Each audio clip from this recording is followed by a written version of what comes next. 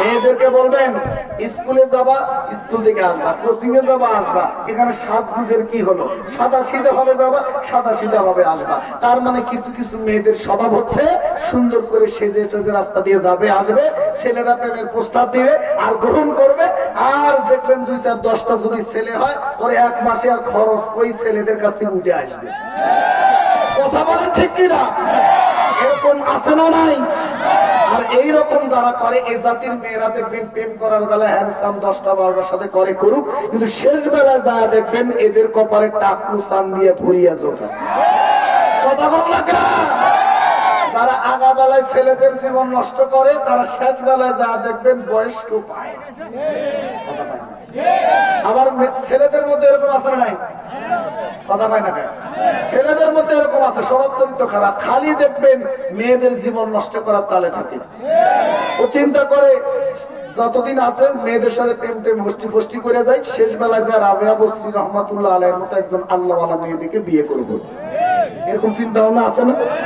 শোনেন, মাওলানা রুমি একটি শেরের মধ্যে বলেছেন, আপনি যেরকম আপনার জীবন সঙ্গীও হবে সেই রকম। কথা বল না কেন? যুবকদেরকে বলবো, মনে করে আমরা যদি মনে করি বা আপনারা যদি মনে করেন যে 5-10টা মেয়ের জীবন নষ্ট করে রাবেয়া বস্তি বিয়ে করব, না, আপনি যদি 5টা-10টা যদি মেয়ের জীবন নষ্ট করেন, আপনার যে সঙ্গী হবে সে 15-20টা ছেলেদের জীবন নষ্ট করে আপনার ভাগ্যে আসবে। কথা বলেন ঠিক কিনা? এই জন্য সাবধান, দুনিয়াবি এই নষ্ট ফষ্ট প্রেম ভালোবাসা এগুলোর পিছনে না দৌড়িয়ে যুবক ভাইদেরকে বলবো, যুবক ভাই, আজকে যে মেয়েটার পিছনে ঘুরতেছো, আজকে যার পিছনে সময় নষ্ট করে নিজের লাইফটাকে নষ্ট করে দিচ্ছ, এর জন্য একটু মনোযোগ দিয়ে শোনো। ছেলে দাও তোমার কষ্টি ফষ্টি মেয়েদের পিছনে ঘোরা বাদ দিয়া তুমি তোমার লাইফটা সেটেল করো, মানুষের মতো মানুষ হও, জীবনের সফলতার দ্বার প্রান্ত পর্যন্ত পৌঁছে যাও। এর যুবক কথা দিচ্ছি, আজকে যেই মেয়েটার পিছনে ঘুরতে তোমাকে টাইম দিচ্ছে না, তুমি তোমার নিজেকে প্রতিষ্ঠিত করো, সফলতার দ্বার প্রান্তে যাও। যারা আজকে তোমাকে টাইম দিচ্ছে না, একটা সময় তারা তাদের মা বাবা পুরো পরিবার তোমার পিছনে ঘুরতে বাধ্য হবে। কথা বলেন ঠিক কিনা?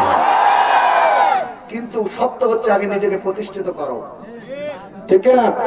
নিজেকে প্রতিষ্ঠিত করো, আপনি সব তোমার পিছনে ঘুরতে থাকবে ইনশাআল্লাহ। তাহলে স্ত্রী মাকড়সা পুরুষ মাকড়সাকে তার দিকে